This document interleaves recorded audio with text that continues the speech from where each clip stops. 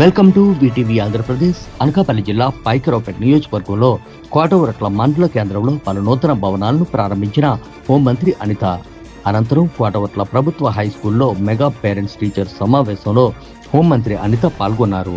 మంత్రికి ఘన స్వాగతం పలికిన ఉపాధ్యాయులు, విద్యార్థులతో కలిసి భోజనం చేసిన హోంమంత్రి అనిత విద్యార్థులతో మమేకం కావడం సంతోషంగా ఉందన్నారామె.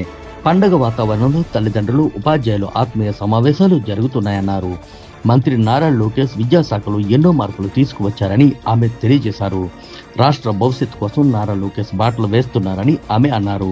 పాఠశాలలు, కళాశాలల ఆవరణలో ఎటువంటి ఫంక్షన్లు నిర్వహించకూడదని ప్రభుత్వం నిర్ణయం తీసుకుందని ఆమె తెలియజేశారు. ప్రభుత్వ పాఠశాలలో మౌలిక వసతుల కల్పనలో ప్రభుత్వం ఎన్నో విప్లవాత్మక మార్పులు తీసుకువచ్చిందని ఆమె గుర్తు చేశారు. ఈ సందర్భంగా హోంమంత్రి అనిత మాట్లాడుతూ, చంద్రబాబు నాయుడు గారు ముఖ్యమంత్రి అయిన తర్వాత చాలా కంపెనీలు వస్తున్నాయి.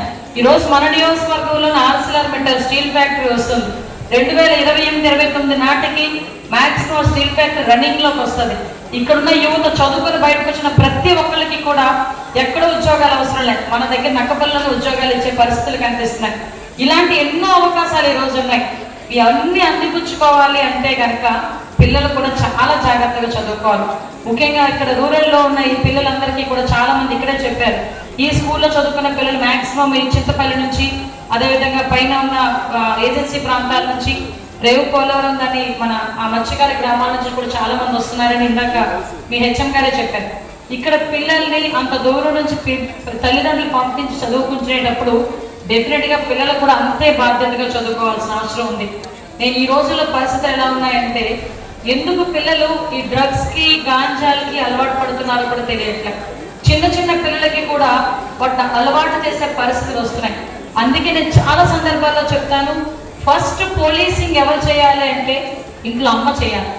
అమ్మకే ఫస్ట్ తెలుస్తుంది, నా కొడుకు ఎలా ఉన్నాడు, టైంకి తింటున్నాడా, టైంకి ఇంటికి వస్తున్నాడా, టైంకి రాకపోతే ఎందుకు రావట్లేదు, టైంకి ఒకవేళ లేట్ అయితే ఎందుకు లేట్ అవుతుంది.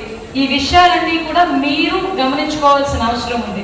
ఆ తర్వాత ఏదైనా తేడా ఉంటే టీచర్కి చెప్పాలి. టీచర్ దగ్గర నుంచి అన్ని విషయాలు కూడా మళ్ళీ మేము కూర్చొని కౌన్సిలింగ్ చేసుకునే పరిస్థితులు ఉంటాయి.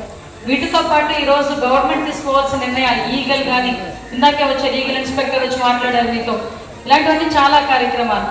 ముఖ్యంగా ఆడబిడ్డలు, చాలా మంది పిల్లలు, మగపిల్లలు కానీ ఆడబిడ్డలు కానీ ఈ రోజులో సైబర్ క్రైమ్స్ లో డబ్బులు లేక చాలా మంది 5,000, 10,000 అప్పులు ఇస్తామంటే ఆ చిన్న లింక్ ఒకటి క్లిక్ చేస్తారు.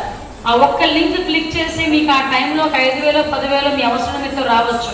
కానీ తిరిగి కట్టేటప్పుడు ఆఖరికి ఒక క్లిక్ మీ మొబైల్లో మీ ఫోటోలు, మీ ఇంట్లో కాంటాక్ట్ నెంబర్లు అన్నీ ఆడి చేతిలోకి వెళ్ళిపోతాయి. ఒక్కసారి ఆడి చేతిలోకి వెళ్ళిన తర్వాత వాడు మిమ్మల్ని 5,000కి, 10,000కి మీకు తీసుకుని అంతవరకు ఆగరు. ₹1,00,000 వరకు మిమ్మల్ని డిమాండ్ చేస్తే, నేను ఈరోజు హోంశాఖ మంత్రిగా ఉన్నా, చాలా సందర్భాల్లో చూస్తే పిల్లలు సూసైడ్ చేసుకునే పరిస్థితులు కూడా కనిపించినాయి. కొంతమంది మా దగ్గరికి వస్తున్నారు, అమ్మ ఇలా అవుతుందని. ముఖ్యంగా ఆడబిడ్డలకు కూడా చెప్తున్నా, ఏదైనా లింక్ మీకు తెలియని లింక్ వస్తే దయచేసి అవన్నీ కూడా మీరు టచ్ చేయకండి. ఒక్కసారి లింక్ మీద ఓపెన్ చేశారంటే మొత్తం అంతా కూడా మీ డేటా మొత్తం అవతల చేతుల్లోకి వెళ్తుంది. అందులో అన్నోన్ లింక్స్ ఏమి ఉపయోగించద్దు.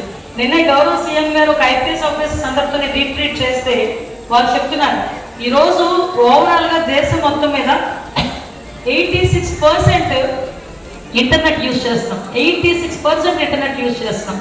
ఆ 86% ఇంటర్నెట్ యూజ్ చేసే వారిలో చాలా మంది, అందులో తెలుసో తెలియక వాడేవాళ్ళు ఇలాంటి అన్నోన్ లింక్స్ ని క్లిక్ చేయటం వల్ల వాళ్ళ సొంత డేటా అంతా వాళ్ళ దగ్గరికి వెళ్ళి వాళ్ళు బ్లాక్మెయిల్ చేస్తే బయటికి చెప్పుకోలేక కూడా చాలా మంది ఇబ్బందులు పడే సందర్భాలు. మీకు విషయం తెలుసా, సైబర్ క్రైమ్ లో ఎక్కువగా మంది బాధితులు ఎవరో చెప్పనా, బాగా చదువుకున్న వాళ్ళు, రిటైర్ అయిపోయిన వాళ్ళు.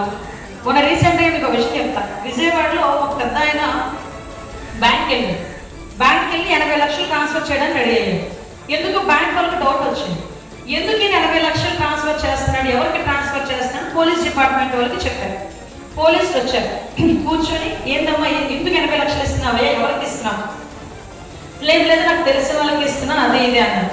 కానీ కాదు, ఎందుకు ఇస్తున్నావో చెప్పు అని ఆ రోజు ఆపి, నువ్వు ఇలాంటి ట్రాన్స్ఫర్లు చేయమాకు, అనవసరంగా డబ్బులు పోతాయి నీకు, అవన్నీ కూడా ఫేక్ అకౌంట్లు, నీకేమైనా ఎవరైనా ఇబ్బంది పెడితే మాతో చెప్పండి అంటే, లేదు నన్ను ఎవరు ఇబ్బంది పెట్టట్లేదు అని పెద్ద ఆయన వెళ్ళిపోయిన తనకు ఉన్నాడో లేదా, 2 రోజుల తర్వాత ఈ బ్యాంక్ దగ్గర అయితే పోలీసులు ఉంటారని వేరే బ్యాంక్ దగ్గరికి వెళ్ళి 80 లక్షలు కూడా ట్రాన్స్ఫర్ చేసి 3 రోజులకి తెలిసింది ఆయన దొంగ అకౌంట్లోకి వేసారని సంగతి. 3 రోజుల తర్వాత వాళ్ళు పోలీస్ స్టేషన్కి వచ్చి కంప్లైంట్ ఇచ్చారు. ముందు పోలీసులు కూర్చోబెట్టి తప్పురానైనా వద్దురా బాబు అంటే విన్నారా? వాళ్ళు ఎలా చేస్తారంటే డిజిటల్ అరెస్ట్ అంటారనమాట. నీ మీద ఏదో కేసు ఉంది, నిన్ను వచ్చి ఇప్పుడు మేము అరెస్ట్ చేసి తీసుకెళ్ళిపోతావు, నీ పరువు పోద్ది, నువ్వు ఇంకా నీ కుటుంబంలో తలెత్తుకోలేవు, ఇలాంటివన్నీ భయపెట్టేస్తారు. ఇలాంటి వ్యవహారాలే కాదు అమ్మా, ముఖ్యంగా ఆడపిల్లలకి మళ్ళీ చెప్తున్నాం, ఈ సందర్భాల్లో మీకు కావాల్సింది చదువు. ఈరోజు మీకు చదువుకొని ఒక మంచి పొజిషన్లోకి వెళ్తే మీ భవిష్యత్ ఎంత బాగుంటుందని చెప్పడానికి చాలా ఉదాహరణలు ఉన్నాయి. అలా కాకుండా ఈరోజు కొంతమంది మాయ మాటలు చెప్పి మీకు అంటే పరిస్థితులు కూడా ఎలా అయిపోయినాయి అంటే తల్లిదండ్రుల మాట కూడా వినే పొజిషన్లో కొంతమందికి లేక జీవితాలు నాశనం చేసుకుంటున్నారు. కొన్ని సందర్భాల్లో అటు తల్లిదండ్రులకి ఇంటికి వెళ్ళలేక, ఇటు వెళ్ళిన చోట కూడా ఇవ్వలేక చాలా మంది ఇబ్బందులు పడి సూసైడ్ చేసుకోవడమే కాదు ఏమైపోతున్నారో కూడా పిల్లలు తెలియదు. అభివృద్ధి రాష్ట్ర పురోగతి ఎక్కడ స్టార్ట్ అవుతుంది అంటే ఇలాంటి టీచర్స్ మధ్యలో, ఇలాంటి స్కూళ్ళలోని ఇలాంటి పిల్లల మధ్యలోనే జరిగే పరిస్థితి ఈరోజు మనకు కనిపిస్తాం. ఎందుకు ఈ మాట చెప్తున్నాను అంటే ఒకప్పుడు మేమందరం ఇక్కడ మీ టీచర్లుగా కూర్చున్న వీళ్ళు కానీ, స్టేజ్ మీద కూర్చున్న వీళ్ళు కానీ, నేను కానీ, ఇక్కడ పెద్దరికంగా ఉన్న మీ అమ్మ నాన్న కానీ అందరూ ఒకనొక టైంలో ఇక్కడ ఎలా కూర్చున్న వాళ్ళమే. అవునా కదా చెప్పండి ఒకసారి. స్కూల్లో ఏమిటి మేషారు కూర్చున్నాం కదా మనందరం కూడా, అందరూ కూర్చున్న వాళ్ళమే. ఈ రోజు మేమందరం ఇక్కడ పొజిషన్లో ఉన్నాం. మళ్ళా నెక్స్ట్ జనరేషన్ వచ్చేసరికి మీలో ఈజీగా ఒక 10 మంది ఇందులో దీని మీద కూర్చునే పొజిషన్స్ వస్తాయి. అది ఈరోజు రాష్ట్ర భవిష్యత్ అంటే. దానికి బాటలు వేయాలి, దానికి ఎట్టి పరిస్థితుల్లోని ఆటంకం రాకూడదు. పిల్లలకి చదువే ఉండాలి, పిల్లలకి వాళ్ళ కరికులం యాక్టివిటీస్ మాత్రమే ఉండాలి. అందువల్లనే ఈ గవర్నమెంట్ వచ్చిన తర్వాత ప్రత్యేకంగా నారా లోకేష్ బాబు గారు ఒక దృష్టి పెట్టి, ఇంతకుముందు టీచర్స్ అనేసరికి అడ్మినిస్ట్రేషన్ ఏ పనున్న ముందు టీచర్లకి అప్పచెప్పేవారు, ఆఖరికి సెన్సస్ పనుల దగ్గర నుంచి ప్రతిదీ టీచర్లకి అప్పచెప్పేవారు. కానీ ఈరోజు టీచర్లకి చదువు తప్పించి వేరే పని ఏమీ లేదు. వాళ్ళు చదువు చెప్పండి, పిల్లల్ని మంచి భవిష్యత్తుగా ఉంచండి. అదేవిధంగా స్కూల్లోని ఇలాంటి గ్రౌండ్ ఏదైనా ఉందనుకోండి, ఆదివారం వస్తే ఏ ఫంక్షనో లేకపోతే ఏ పెళ్ళో ఏ పాపో ఏదో ఒకటి ఎలాంటి చోట్ల జరిగేది. కానీ ఈరోజు జరుగుతున్నాయి అలాగా? చెప్పండి ఒకసారి. ఈవెంట్తో ఏదో మీటింగ్ పెట్టుకోవాలంటే మేము అడిగినా కూడా ఇవ్వద్దని చెప్తున్నాం. మా రాజకీయ నాయకులు అడిగినా కూడా 80% స్కూల్ ప్రాంగణాలు ఇవ్వకూడదని చెప్తున్నాం. ఎందుకంటే ఇది గౌరవ లోకేష్ గారి తాలూకా ఉద్దేశం. గుడి ఎంత పవిత్రంగా చూసుకుంటామో గుడితో పాటు ఈక్వల్గా బడిని కూడా అంతే పవిత్రంగా చూసుకోవాలి. గుడిలో ఎప్పుడైతే మనం లోపలికి వెళ్ళేటప్పుడు చెప్పులు ఇప్పి ఒక దేవుడికి ప్రసాదంలో ఎలా తీసుకుంటామో, బడిలోకి వచ్చేటప్పుడు కూడా ప్రతి పిల్లలు కూడా, ప్రతి తల్లిదండ్రి కూడా అంతే పవిత్రంగా భావించాలనే ఉద్దేశంతోనే ఈరోజు ఈ కార్యక్రమాలన్నీ చేసుకోవడం జరుగుతుంది.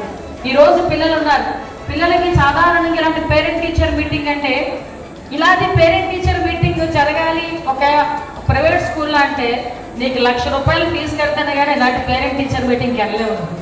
నేను నిజంగా చెప్తున్నా. ఎందుకంటే ఈరోజు ప్రైవేట్ స్కూల్స్ పరిస్థితి ఎలా ఉందంటే ఎల్కేజీ నుంచి 10th క్లాస్ వరకు ఫీజెస్ ₹1,00,000 తక్కువ ఎక్కడ కూడా లేవు. ఎల్కేజీకి ₹1,00,000 ఇచ్చే చదువు చెప్తారు నాకైతే తెలియదు. నేను ఎవరిని విమర్శించట్లేదు, ఎవరి స్టాండర్డ్స్ వాళ్ళకు ఉంటాయి. కానీ ఈరోజు ప్రైవేట్ స్కూల్కి ధీటుగా గవర్నమెంట్ స్కూల్లో పిల్లలు కూడా యూనిఫామ్తో ఉండాలి, మంచి బ్యాగ్ వేసుకోవాలి, మంచి షూ వేసుకోవాలి, వాళ్ళకి మంచి బుక్స్ ఇవ్వాలి. అదేవిధంగా ఎంతో దూరం నుంచి వస్తారు, వచ్చిన పిల్లలు మళ్ళీ మధ్యాహ్నం ఇంటికి వెళ్ళి భోజనం చేయలేరు. ఒకవేళ క్యారేజ్ తెచ్చుకోవాలన్నా వాళ్ళ తల్లిదండ్రులకు ఇబ్బంది అని మధ్యాహ్న భోజన పథకం 10th క్లాస్ వరకే కాకుండా ఇంటర్మీడియట్ వాళ్ళకి కూడా మధ్యాహ్న భోజన పథకం, డొక్కా సీతమ్మ గారు మధ్యాహ్న భోజన పథకం ఏర్పాటు చేసుకుని వాళ్ళకి ఒక పౌష్టికమైన ఆహారం ఇవ్వడానికి ఈరోజు గవర్నమెంట్ సిద్ధపడింది. వీటితో కాకుండా ఈరోజు ఇంతకు ముందు ప్రైవేట్ స్కూల్లో ఎవరికైనా మంచి మార్క్స్ వస్తే పేపర్లో ఎంచుకునేవారు. ఇన్ని సంవత్సరాల్లో ఎప్పుడైనా గవర్నమెంట్ స్కూల్ పిల్లలు మంచి మార్కులు వచ్చినాయని పేపర్లో వేసినట్టు దొంగ నాయకుడు ఎవరు ఉన్నారమ్మా?